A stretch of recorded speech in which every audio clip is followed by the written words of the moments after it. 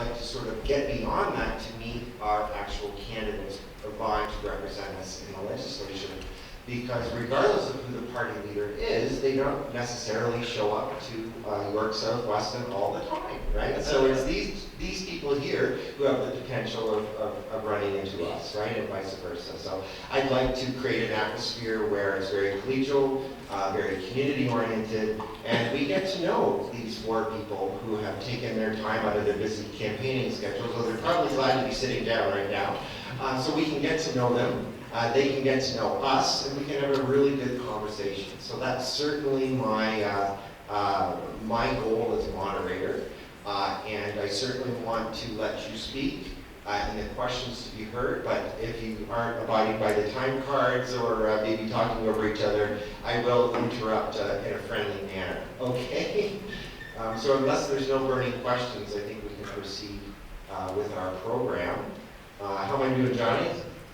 What I would like to introduce in the spirit of community, in the spirit of getting to know each other, I would like to invite, first I'd like to quickly introduce our candidates and then invite them to give a brief opening statement. And I just wanted to clarify that they drew names at the beginning. So we're going to start with Faisal Hassan, who is the candidate for the New Democratic Party of Ontario.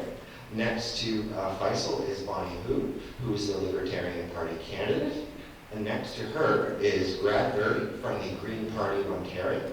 And next to him is Laura Albanese from the Liberal Party of Ontario. So thank you very much for being here. And for a quick opening, and please keep an eye on the time cards, but Faisal, I'll send it to you to introduce yourself.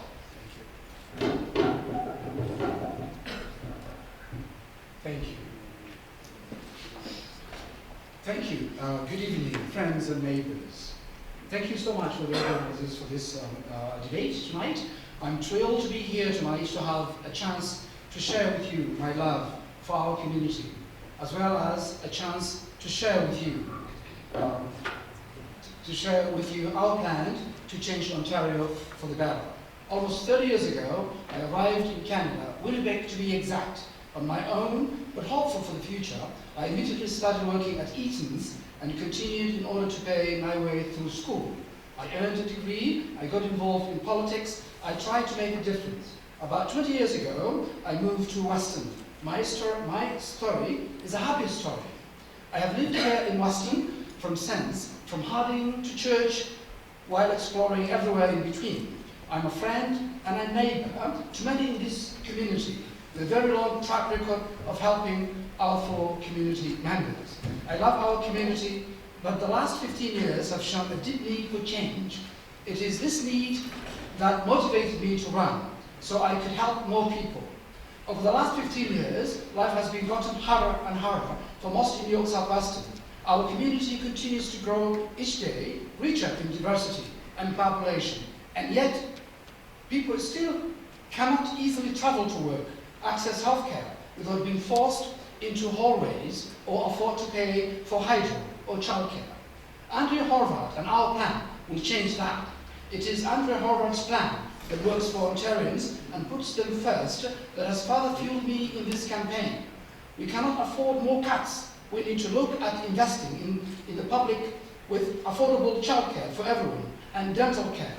With our full costed plan to make life better, we need to make life more affordable for everyone in our community. And that change happens here with reducing our hydro rates and making transit more accessible. I'm intimately aware of the challenges people face in this community as newcomers, but also as a long-time citizens.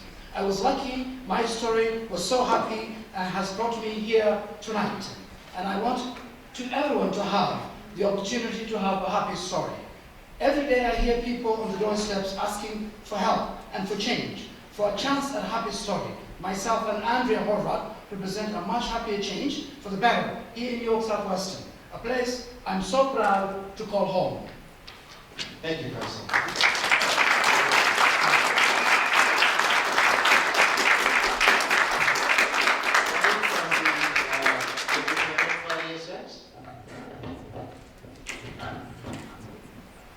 Hi guys, my name is Bonnie Hu. I'm running for the Libertarian Party, and I didn't write a speech, so I'm just going to wing it.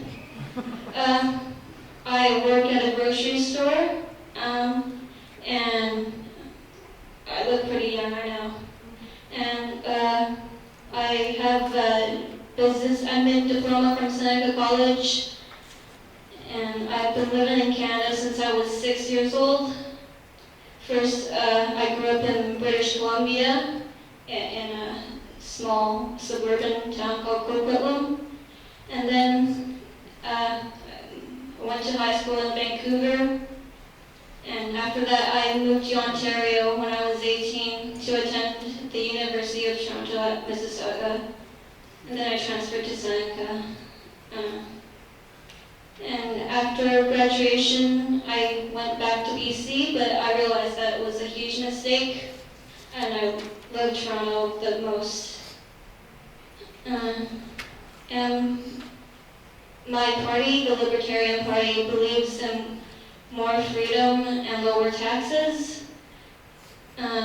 Some of my personal issues that I would like to address are more services for immigrants, as in lowering the threshold to help immigrants through education, such as teaching ESL. We have a shortage of ESL teachers because of the high education requirements, and I would like to enable more native English speakers to help immigrants, because our neighborhood is made up of people from all over the world. And I would also like to make finding work easier for young workers. I believe the $14 minimum wage was too large of a hike. And we need to slow down the rate at which the minimum wage is increasing. And another issue I would like to address is decriminalization of all drugs. Thanks. Thank you very much.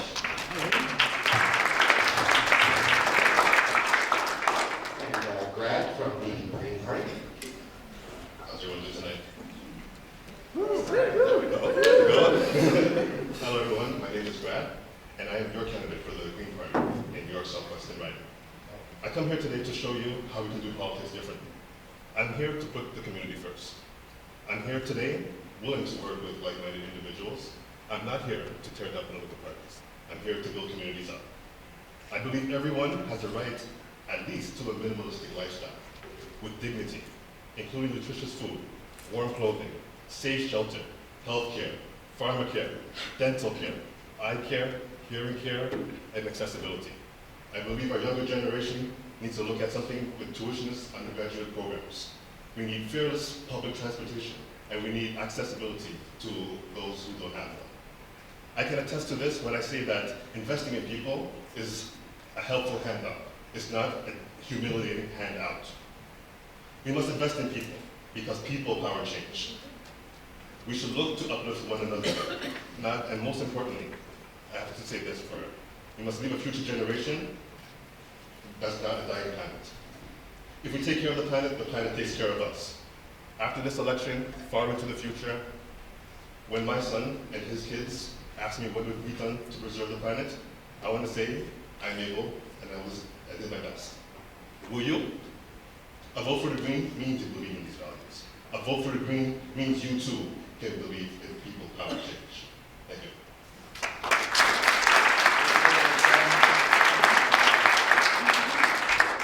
Now closing us up for the intros is Laura from the Liberal Party. Does this one? Okay. Well, thank you. Good evening, everyone. I want to start by thanking all of the organizations hosting this debate this evening, and I want to thank all of you that took time out of your busy lives to be here tonight and to join us. I think it's vitally important in this election to be informed as voters. And I want to say that it's been an honor for me to serve as your MPP for the last 10 years.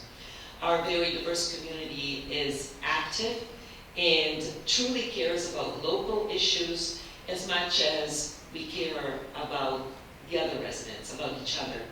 And for me, the most important job as an NPP is to bring real improvements to the communities that we live in. And allow me please to mention some of the things that we've been able to accomplish together. We're seeing investment in healthcare. The multi-million-dollar expansion of the West Barg Healthcare Center is one of the largest investments our community has ever seen, delivering complex continuing healthcare for residents. And as part of this, we have secured a community benefits agreement pilot project that ties government infrastructure projects to local jobs. And 2 additional family health teams and a nurse practitioner-led clinic are responding to our healthcare needs. In transit, we are seeing more investment. The Up Express Go Stop is increasing transit options in Weston and is leading to a revitalized community. Rapid Transit is coming our way with 3 local stops on the Eglinton Crosstown, connecting us to the rest of the city, as well with connections to Go Transit on 2 lines and a stop on the new Smart Track with the St. Clair station. And these investments are creating jobs, and we're also providing training and work placements for young people. All of our schools have now full-day kindergarten. We have secured funding for 480 new childcare spaces, and when the previous federal government pulled out of subsidies for childcare, I fought to save 500 local childcare spaces. We are modernizing classrooms with about $62 million to build new schools, additions, and retrofit. But I want to do more and see these great infrastructure projects through.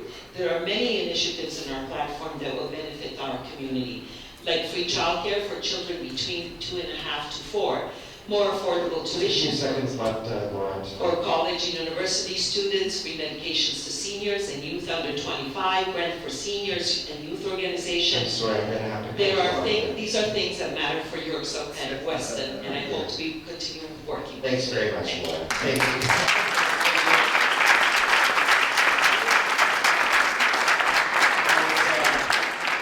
The applause is great, and I have no illusions that it's for me. But that was funny, okay. If we could keep the applause to a minimum, or preferably not, after the intro and maybe applause in the final, but in the interest of time and moving things along, and make sure everyone has an opportunity to speak, and you could refrain from applause. Please ask for questions. This is about you. We have a lot of runners and volunteers with paper around so that you can put your question out and submit it to our moderators as a potential question throughout the evening, so I encourage you to do so. And the order of the questions, we are going to rotate the order. We will start with, since Faisal started the opening, we're going to move to Bonnie for the first question and cycle it through that way. And I apologize, I had to cut Laura off, but there was a friendly warning about the time. But I am going to do it with a smile, okay, guys? So we can stick to the time. So I think it's time for our first question. Hello, everybody. Can you hear me? Yeah. Okay, so I am going to call out 2 names, and you come up so that you can ask your question. So number 1, the first person is, please, I'm not going to say last names, just the first letter. I don't want to butcher any names, sorry. Okay, so Angela G is number 1. Can you please come up and read your question? And Peter F.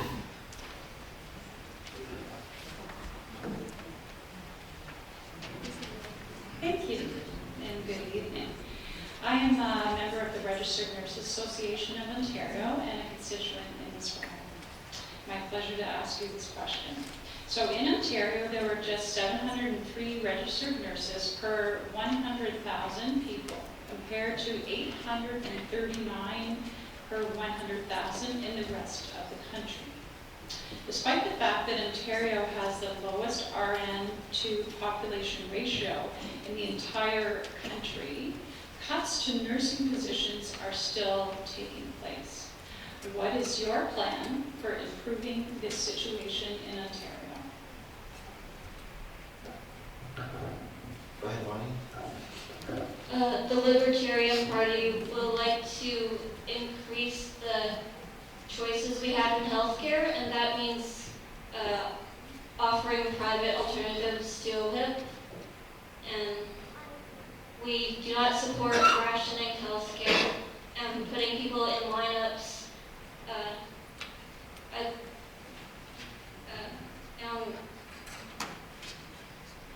We will have parallel healthcare plans in addition to OHIP. And hopefully that will relieve the stress on the healthcare system we have right now. Brad? So, there we go. So nurses are a big important occupation. They deal with a lot of challenges in the society. And I know a lot of people connected to me that are nurses and have gone through the schools, and they know how hard it is to even find work and jobs. With the Green Party, what we're going to do, especially in the nurses, what we want to do is even increase the nurse and practitioner clinics. I think that's going to be a good start, that we can get the nurses more employment, more jobs, and we can actually have more care and have more accessibility. So that's the main thing that we want to do. But we also want to take appropriate cost and effective measures go doing that as well. And obviously what we're going to do is reduce the overcrowding in the hospital systems with a wider strategy as well. And that's part of the strategy that we're doing. We're also going to look into increasing the long-term care, and we're also going to find ways that we can actually put nurses inside the homes as well. Because we do know that people who have hard times with accessibility and getting that kind of that care they need, and we want to have nurses be able to provide that care inside the homes, and that will be a way that we get nurses active in this community. Thank you, Brad. Well, and I want to start by thanking Angela and all the nurses for all the work that they do in our healthcare system. And I know that you have come to Queen's Park regularly every year. You organize a lobby day that I participate to all the time, and I'm able to sit down with local registered nurses from our riding, and I hear their stories firsthand. So, you know that I am, I want to say, I don't want to say a fan, that's not the word, but I tremendously admire the work that all nurses do, but I also understand the importance of registered nurses. And as you would probably know, our plan foresees an additional registered nurse in every long-term care in Ontario. And I think that will be important, especially for our seniors, and to certainly make sure that our hospitals also see an increased number of registered nurses. Thank you very much. And Faisal, the first question. Thank you, Angela, for the question. Certainly we have crisis in our hospitals, overcrowding, hallway medicine, and also it has been created also cuts by the current government of 1,000 nurses since 2015. What we, the New Democrats, are going to do is we're going to increase hospital fundings by 5.3% and 916 million in additional investment. We're going to create 2,000 new hospital beds right now and shorten surgery wait times. We will also not only live there, we'll also provide universal pharmacare and dental care as well. And unlike the Conservatives that has also cut 6,000 nurses in Mike Harris' time and have closed 28 hospitals and removed 7,000 hospital beds, we're going to stop those cuts and we're going to invest hospitals and healthcare more. Thank you very much. We are allowing a very brief follow-up, as long as it is a statement, not a dialogue or debate among the candidates, but certainly a response. And Laura Albanese has requested a follow-up, so very, very short, about 20 seconds or so, please. So because we spoke about cuts in the hospital, I just want to emphasize that we've been increasing hospitals' funding every single year, and that we are investing an additional $822 million in Ontario's hospital. Do I still have time? And as far as wait times, like in our hospital, for example, the one that serves us, Humber River, is now has in the emergency room families with children can detoured and can go to another clinic up on the 4th floor, so that reduces the wait time. Thank you. And Faisal had a follow-up? Yes,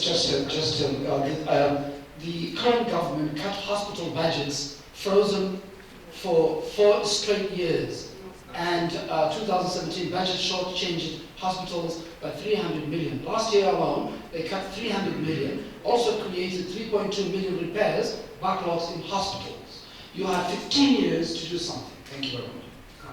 Bonnie or Grant, would you like to reply, or we can move on to the second question? Thank you. Thank you very much. Hello. Community building has always been important to this riding. It's fundamental. So I'd just like to know what each candidate would do to support initiatives that have a direct benefit on local residents in areas such as economic development, infrastructure projects, community hubs, community benefit agreements, employment skills and training. Great question. As an urban planner, I like that question. I didn't plant it. Grant, you're going to start off this round. Thank you for the question. What we're going to do in terms of investing in communities, I think we have to also look at the schooling systems as well. And what the Green Party is looking at is trying to bridge that $600 per student funding gap between the elementary schools and the secondary schools in terms of which is unfair and needs to be addressed. We also need to invest more so into the classrooms as well. And I think we also need to invest more so into the communities. And I believe that we're looking into initiatives that can help build communities, strengthen the communities is the one aspect that we really need to look at. And that's pretty much. Thank you. Thank you. Community benefits agreement, I think we're born in York South Weston, really. And working together with our community, we saw the first investment towards a community benefits agreement in the pilot project of the London Crosstown. I mentioned in my introductory speech that now we have secured them also for the redevelopment of West Park. I think also working with local community organizations is very important, and also fostering the entrepreneurial spirit that we have in our community. I know that LEF does great work, for example, with the Ontario Bridge Training Program. And also, I want to mention Food Starter, that is a local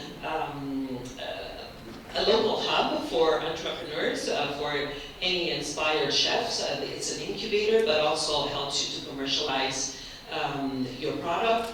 And I think we have that right here in York South Weston, and I just want to emphasize those few examples. Thank you.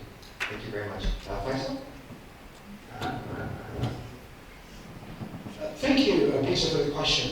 People in our community are struggling more and more each day to find employment. Young people who have degrees are still struggling. The Liberal government sat on the sidelines for more than 15 years, with more than 300 manufacturing jobs left the province, and Dartford has no plan to bring it back. Our plan includes a commitment to create 27,000 new paid student-to-work placements to give post-secondary students the hands-on experience and they need to succeed in our economy.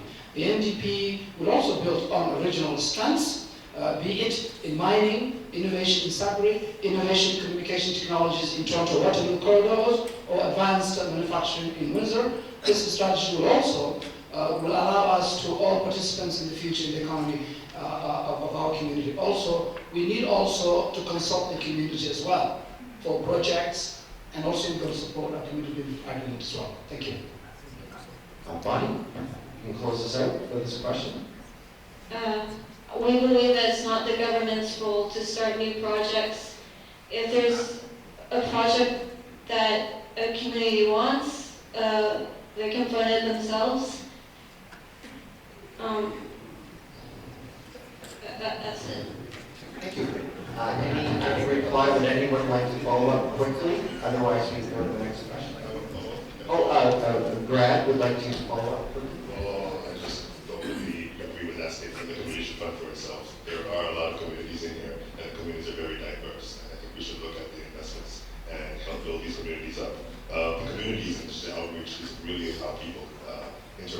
another. And I think that there are disadvantages in communities that we need to, it's the government's role to help lift people up out of that situation. The community settings is one of them to do that. Thank you. Thank you very much. Next question. Next question is from Hilda. And Sabrina DeMarco, can you please prepare?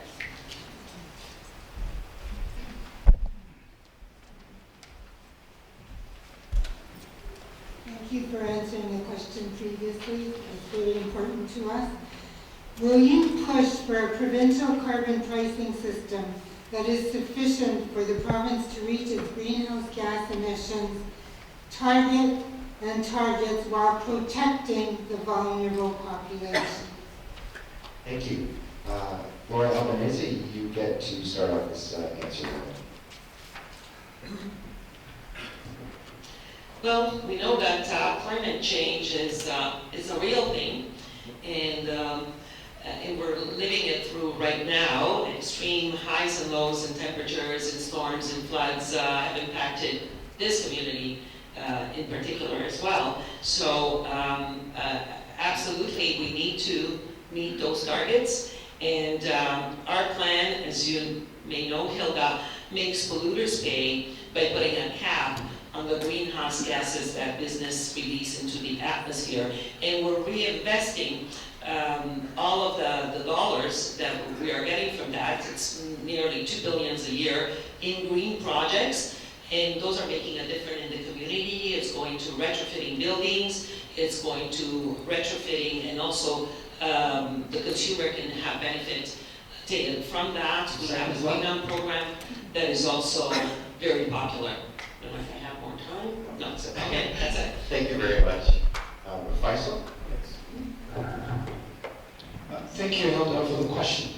Yes, we put people first, and we'll consider those who pollute will pay most, and those resources will be reinvested in communities across of the province.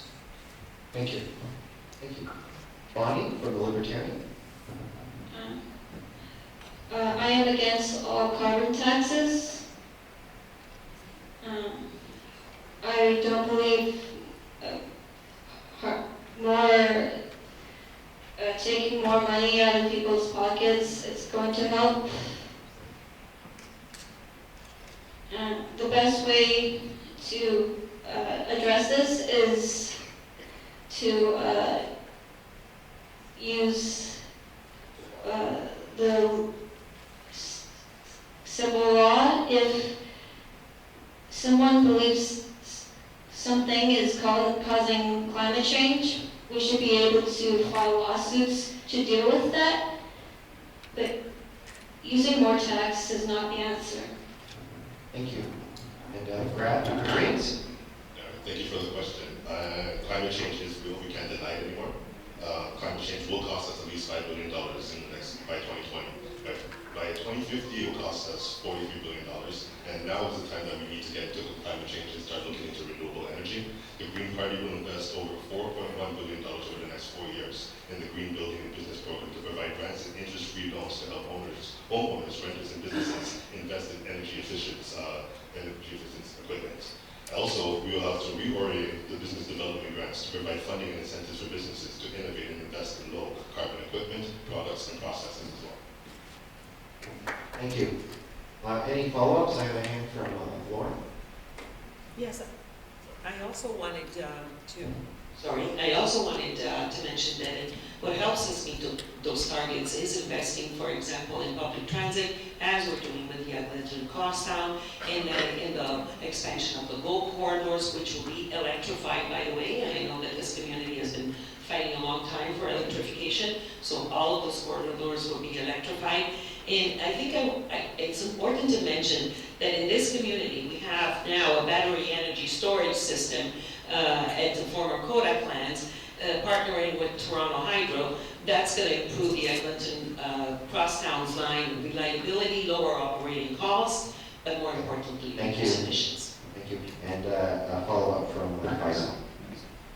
The community has been fighting for over 10 years for having electrification of the trains. Still to this day, it's diesel trains, it pollutes our environment, And our priority is going to be to make sure that it's electrified and that we plan also projects ahead of time. That we plan at the beginning and... You've got 15 more seconds. Oh, okay. Thank you, though. So we plan ahead of time rather than investing and wasting government's money on diesel trains and then talking about electrifications for 10 years from now. Thank you. It's like a pause play button here. Thank you. Bonnie, you have requested a reply. I don't need to put you on the spot. I'd like you to know you're entitled to a reply if you'd like. We can save it.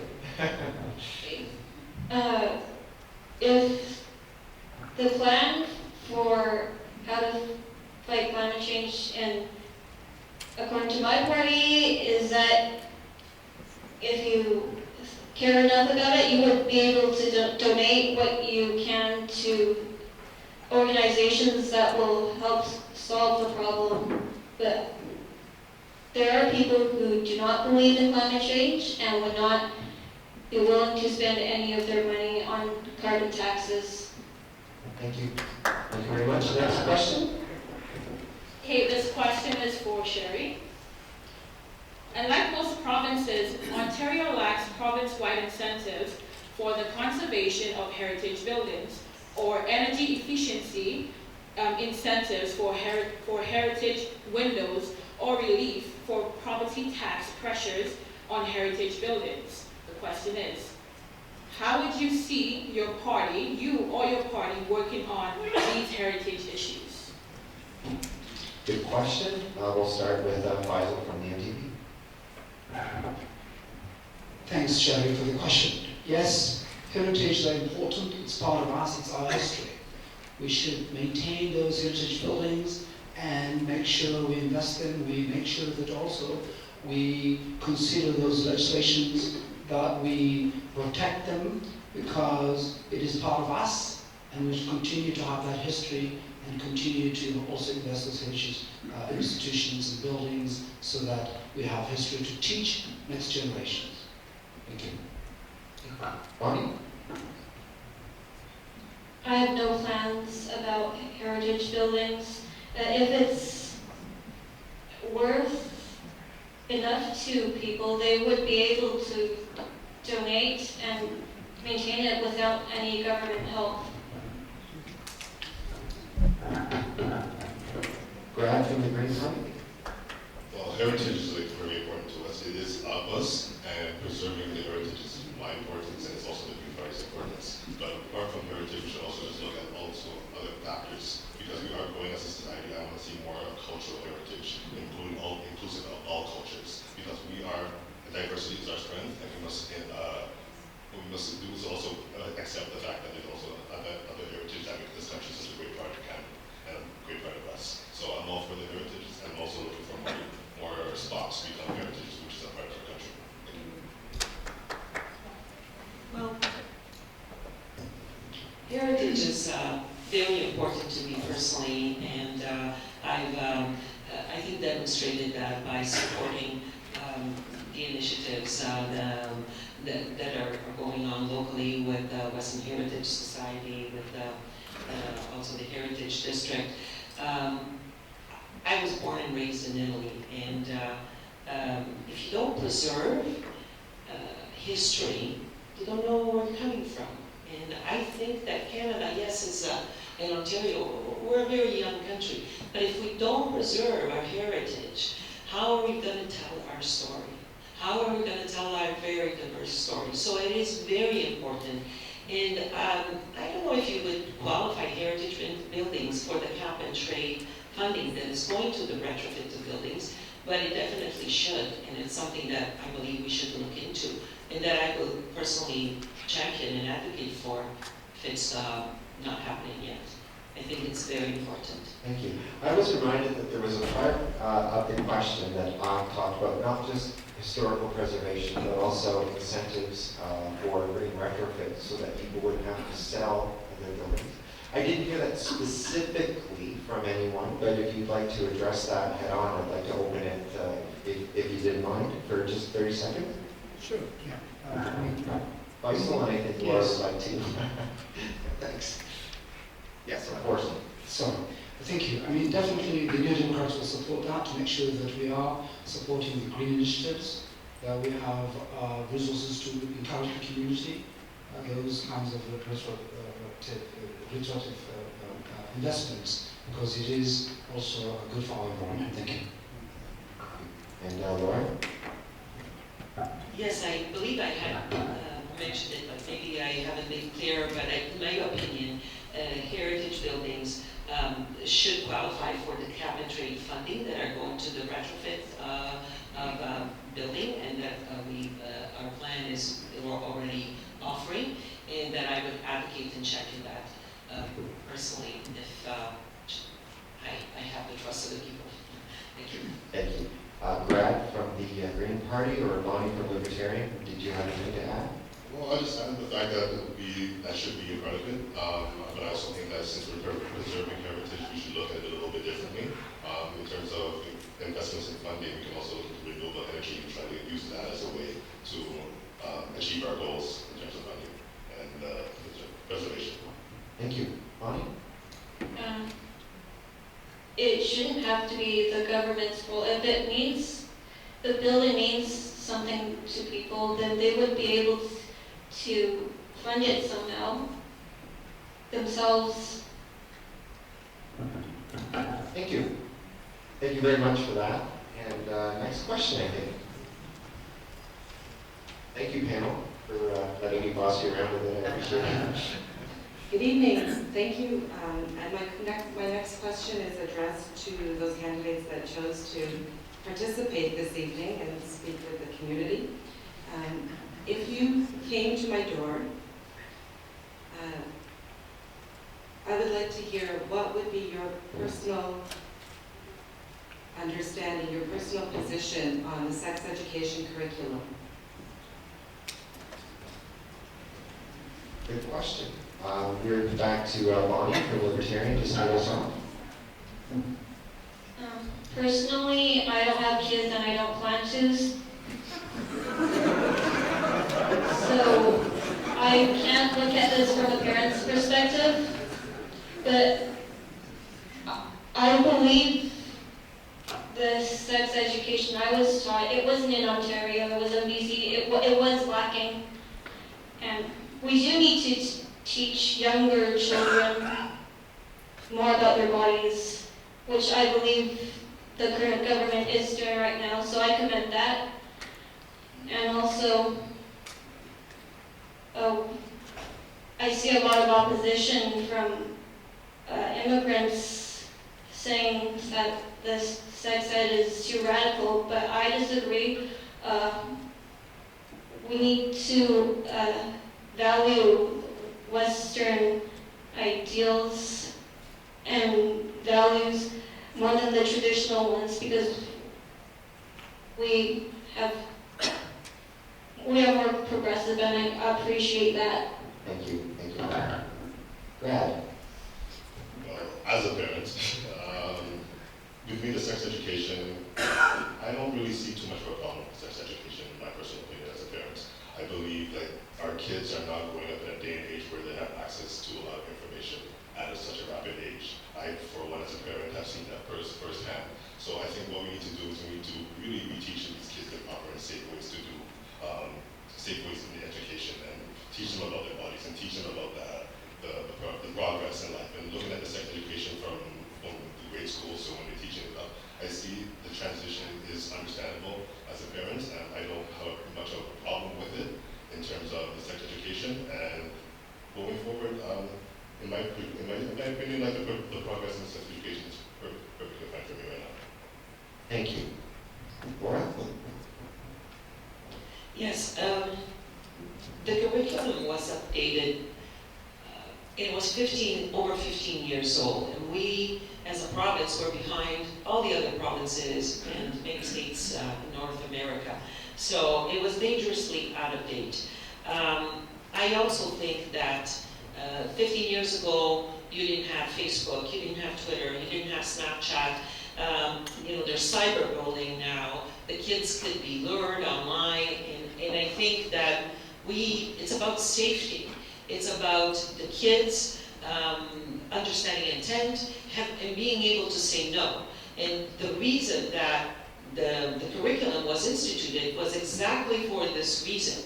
So it's the curriculum that has been most consulted on in the history of Ontario, and I don't think that we should turn back the clock because we live in a different world now from, for example, when I was growing up.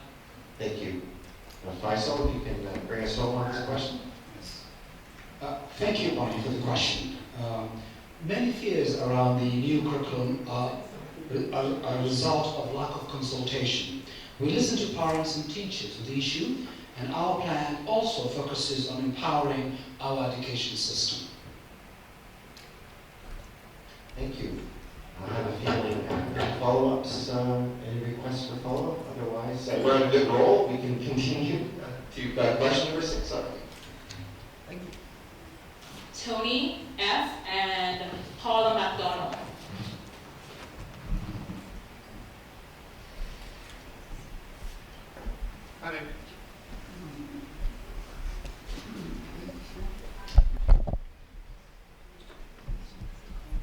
Just to fill the air, just a little commercial. I want to thank the candidates for sticking to the time and being organized and being respectful and safe for the audience. So thank you very much.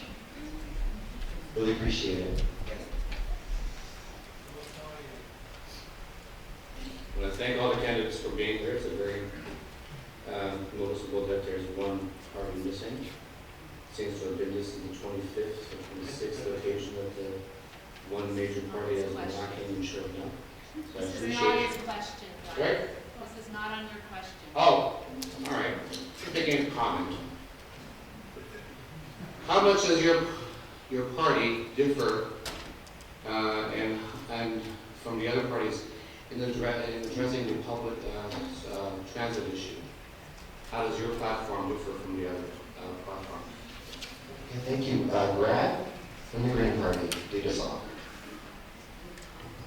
Thank you for the question. So, with our policy in the Green Party in terms of transit is that we're looking to fund 50% of the operating costs for municipal transit systems. And what we're also going to do is we're going to fund the infrastructure by $1 billion per year over the next few years of the projected 2018 budget. Also, what we're going to do is establish a complete streets act, which requires streets and access in Ontario to be planned, designed, and operated and maintained, and enable safe and convenient travel for people as well as pedestrians. Also, what we're going to do for our tax as your MP is that we're going to establish a dedicated long-term fund for municipal walking, cycling infrastructure, which is $2.1 billion over 4 years on the safe street roads. Thank you. Laura. Well, our government has made the biggest investment in public transit in a generation, the largest transit expansion in Toronto's history, about $14 billion to support the construction of Toronto public transit are being completed, including the Eglinton Crosstown, Finch West and Shepherd East LRT, and the Line 1 subway expansion. And we are committed to the downtown relief line as well, talking Toronto in general. I think that the way we differ, well, with the party that is not here, we're right by Eglinton Avenue. We could have had a subway 20 years ago, so I'm not going to go there. And with the NDP, I think it's mainly that the NDP is committing to pay 50% of TTC operating costs, but we will be providing more funding through the gas tax that is being doubled, and the city can direct it where it needs it most. Thank you. Faisal. Thank you, Tony, for the question. Every day, people in our community rely on the Weston, Jane, Kill buses. Often, they left waiting or riding in overcrowded buses each day. The Liberals have not been able to improve this in 15 years of government. Liberals cut $4 billion from GTA Transit in 2010 when Kathleen Wayne was the transportation minister, slashing Toronto City transit city plans from 8 LRT lines to 4, thus creating the Safe Transit City movement. In 1995, the Conservatives famously cancelled the Eglinton subway to Beresford, paying millions to just fill a hole. The NDP will make it a priority to fund the Toronto Relief Line, and finally the downtown Relief Line. The NDP will restore the province's traditional 50% funding for municipal transit and prime transit operations to ensure immediate improvements to transit. Thank you. And Bonnie? I don't have a driver's license. I rely on public transit. But I don't only take the TCC or Go. I use Uber as well. And there's also other transit apps like Lyft. We need to encourage more competition between transit providers so that prices for private-owned transit options, ride sharing, will increase so that they will lower their prices to fight for your business. So we should not only invest in TCC or Go. We should also look to other options as well. Thank you. Any replies on this question? Faisal, and I see Laura as well. Oh, Greg? Greg? Oh, I'm so sorry. I'm sorry, Brad. It's okay, no worries. I just wanted to also add to the fact that what the Green Party is also looking at doing is implementing expert recommendations. And these recommendations were dedicated regular tools that what we see are fair and progressive. So what we're going to do is we're going to look in congestion charges, we'll look at parking levies, and we also look at the land value tax as a way to how we're going to increase income and raise revenue. Thank you. Laura, reply, and Faisal, reply as well. I just want to say that I think that we've been investing in transit very heavily. I mean, I spoke about numbers about Toronto, but I can speak about $160 billion that are being spent across the province. But I'd like to talk about our community and say we fought very hard for the stop in Weston. We fought very hard for the Eglinton Crosstown to be positioned to go underground when it continues west. Do we need more buses? Maybe that's something that I'd like to see more of, but also in cycling. We're investing $120 million every single year, so we're increasing the options. Faisal? Yes. We will keep transit public and we'll stop the agenda of privatization. So I will just add that as well. Thank you. Please, no applause, guys. Unless it's for me, right? That's the ground. Next question, please. Thank you. Hello. I have one question for the NDP and a Liberal question. Andrea Horvath has proposed that student loans will not have to be repaid, and I'm just wondering, how does the NDP propose to recoup payment of these loans, or are the taxpayers supposed to be funding this as well? And the Liberals have proposed free childcare for children under a certain age, and how are the Liberals going to be paying for this childcare? There's, I guess, there are pointed questions for the NDP and for the Liberals. What I propose is that we continue our order and the candidates can address both or one of the questions specifically. And I apologize, I think with Brad, I may have miscalculated the queue. So on an honor system, I have Laura going next, but I think I might be mistaken. I think Laura is next. Forgive me if I'm wrong, but it'll all finish up in the wash. Or did you want to lead us off with that, please? Sure, and I'm sorry, I lost count of who's going first or not. So how are we going to pay for the free childcare? Our government has made a choice this year, and that's been presented in our budget, and the budget does show that the choice is to invest in people, because even though the economy has been doing well, people have not been feeling the effects, and the decision has been made to invest in various young people.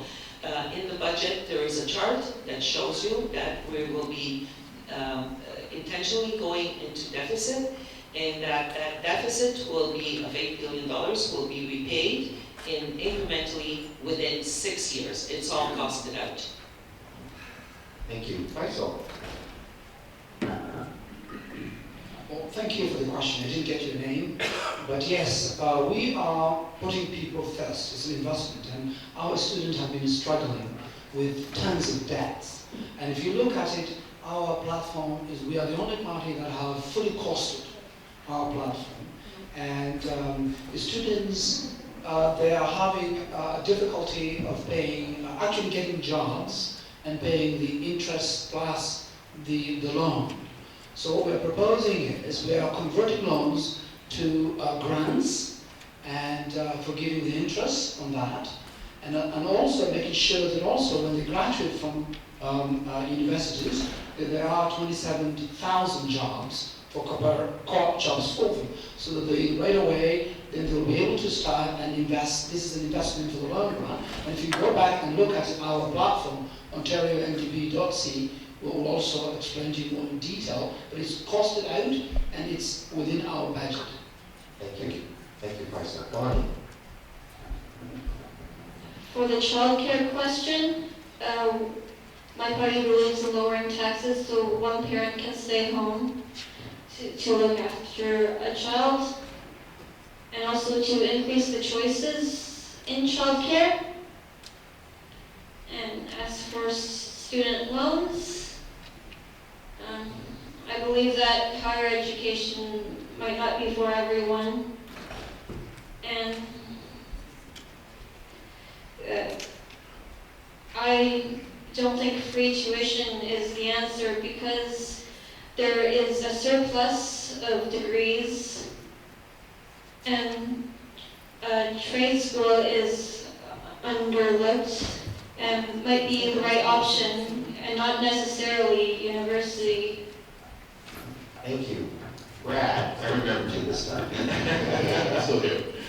So I'll go with the tuition ones. I believe that we are one of the most educated countries in this world, and I believe we should make every effort to stay so. And I think giving access and granting access to people that don't have enough means to do so to get proper education is the one way that the government should start, put their foot forward into doing so. And I think we should also look into publicly funding higher education through public subsidies, and then eventually over the course of time going into more of like a full-out undergraduate program for tuition for students. We're going to leave the post-secondary education or the graduate programs untouched, but what we also want to do in the short and medium term is also freeze the tuition fees for students. So students entering their first year of university can expect to have the same tuition over the next 2 to 3 years before by the time they graduate. Thank you, Brad. I have a follow-up from Faisal, and I believe followed by Laura. Yes, I just want to add the question that we are also asking the wealthiest among us to pay a little bit more,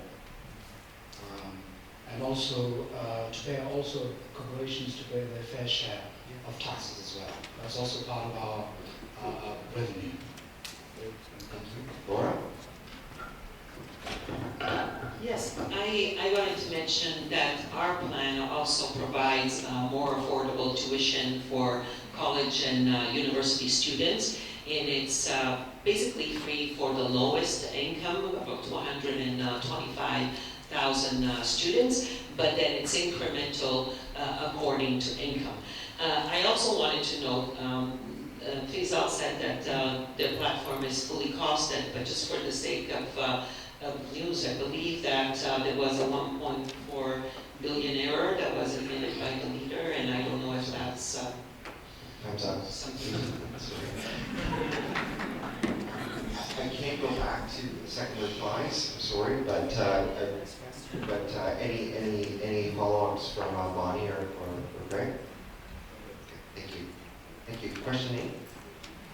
Number 8. I'm going to be reading this question for Mohad. Thank you. York South Weston has a lot of newcomers, And being in a new country can often be challenging. Some of the candidates have hands-on experience being newcomers. Question: what do you think is the most important issue facing newcomers in Ontario today? And what will you do to assist them when it comes to jobs, training, culture, and integration into the community? Faisal, you can start us off. Yes, thank you, Mahat. Yes, yes, for the question, thank you for the question. Yes, immigrants are a very important part of our community.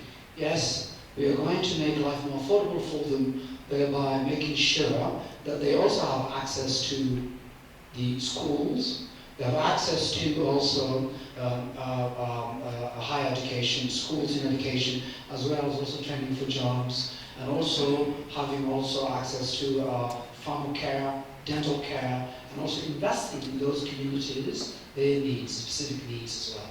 Thank you. Thank you very much, Bonnie. I've seen some disappointing statistics. I've read that Syrian refugees need to wait 6 months for English classes. That's unacceptable. I believe in increasing the supply of ESL teachers by removing the bachelor's degree requirement, and we need to get immigrants into training immediately and not have them put on wait lists for so long. It's really harmful to them mentally that they can't make a living here. They are thinking of going back to their war-torn country of Syria.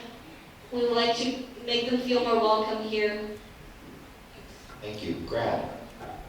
Thank you for the question. I'm a son of an immigrant from Jamaica, so immigrants do play a vital role in our society, and I believe that they should have the access to the same things that Canadian citizens should have. I think that one of the big things is jobs. We need to work and empower the community centers again, and those kind of means and outreaches for immigrants, give them the information and the tools that they need to succeed. And then another one that's a big that the Green Party is advocating for is healthcare as well. So a lot of new immigrants don't have the access to healthcare. Even though they can work and provide for the economy in the country, they still don't have access to OHIP Plus. So what we're going to do is we're going to remove those barriers for immigrants in terms of health so that they can have healthcare and the same kind of access to healthcare that everybody else, every Canadian citizen does have. Thank you. Lauren.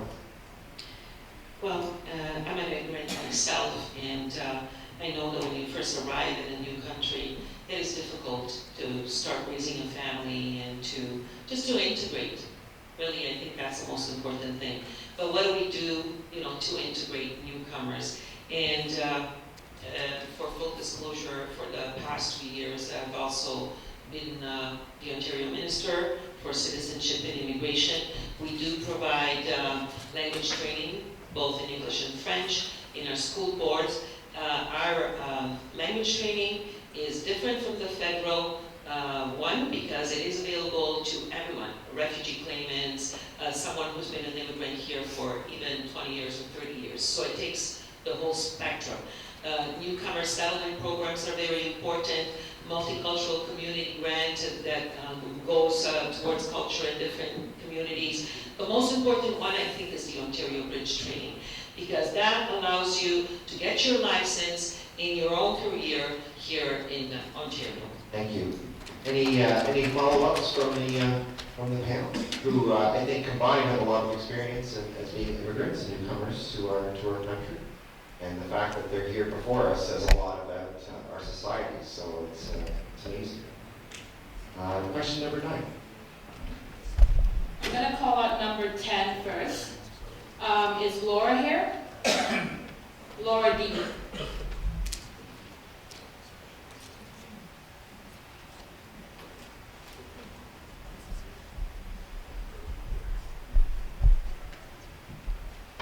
Okay, number 9.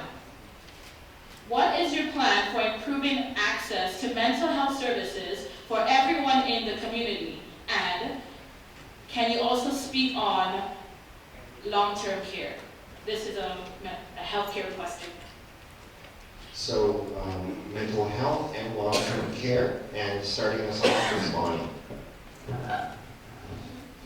Our plan is more choice in healthcare services, and that means if you want to switch to another plan, you should be able to and not be tied to OHIP. And so that means any type of care, mental health or long-term. If you do believe that OHIP is the best care, you should be able to stay on it, but we should also create more parallel systems, and so there's more choice. Thank you. Brad? Mental health is a big issue in the society, and I personally I believe that it's not being talked about. There's a lot of initiatives out there, and it's great, and we need to keep pushing that effort in terms of mental health and actually getting that into our healthcare system. Right now, we have 12,000 children on a wait list for mental services. I spoke to, when I was canvassing, another lady that she had this, some special needs, and had to wait 24 months for him to get special needs, and then to get a specialist, and she had to go through a lot of hoops, and at the same time, she didn't have the means to do it. So what I'm proposing, what the Green Party is proposing, is that we need to get serious about mental health, and by getting serious, we need to include that into our OHIP+, and we also need to create a new umbrella organization called the Mental Health Addiction of Ontario to consolidate and prioritize mental health. Thank you, Brad. Laura? Well, I like what our former Minister of Health used to say all the time. There's no health without mental health. And it's really important to invest in mental health, and that's why we've been making unprecedented investments in mental health and addictions. The plan is to invest over $2.1 billion to deliver better services and programs, especially for more young people. I like these youth wellness hubs that the province has been investing in, and making sure that there is an additional mental health worker in every secondary school in Ontario. I think it's also very important. But there's also long-term care, and that speaks to our seniors. Investing. Just a few seconds, Laura, sorry. Sorry? Just a few seconds left. I hope someone else asks that question so that we can give an answer. Thank you. And Faisal? Thank you. Mental health is a crisis, and what we are proposing is that we would want to make it important so that we create a cabinet position to deal with the issues, specifically to provide a minister to deal with it, and also to create 30,000 supportive housing. With the long-term care, we want to eliminate wait lists for personal support services, increase service hours for care, and create 40,000 more long-term care beds, and set minimum standard of 4 hours of care for long-term residents, and hold a fine and fix public inquiry into long-term care, give couples the right to stay together.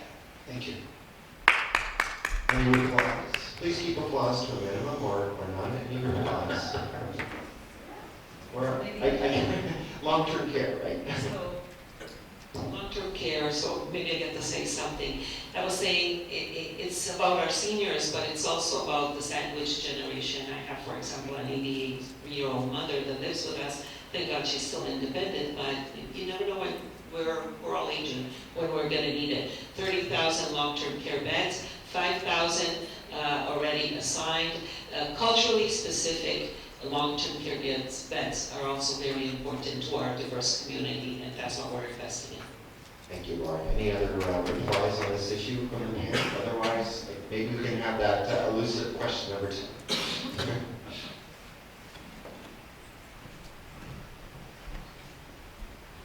Question is for all 4 of you. What do you think are the biggest or the greatest 2 challenges that face the people in this riding? And what do you personally plan to do about it, whether your party forms a government or not?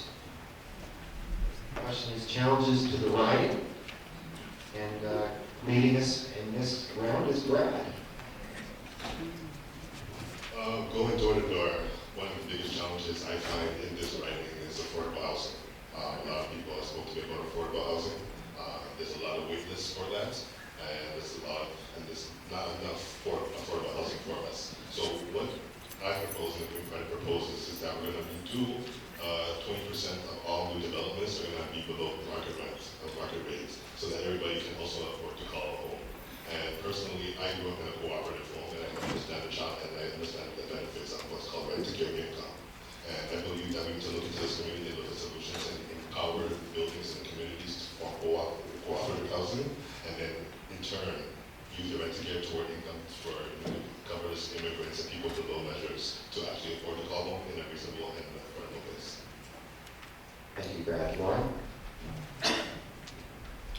Well, I find that two of the main issues that people talk about is seniors. They want to stay in their home, live independently as long as possible, and they want to be provided the care that they need right in their home. Our government is committing to that, but I commit personally also to take that under my wing and to make sure that happens and that we have more home care and all those services and facilities that they may need. Also, education and childcare is very important. Childcare spaces. We mentioned at the beginning, we've secured 480 spaces in different schools in our community, but also making sure that our schools are safe and that our schools are the best place where the kids can learn. Thank you. Faisal? Our community has many crises, very difficult to minimize into two, but I'll say childcare and also healthcare. And also hydro is another issue, but childcare is that we're going to make free childcare for families who earn less than $40,000, and also an average cost of $12 per day for all families, and create 200,000 new not-for-profit licensed childcare spaces so that we help young families. On healthcare front, it is a real crisis, and we are going to end hallway medicine and fix senior care, and we will create hospital fundings, an increase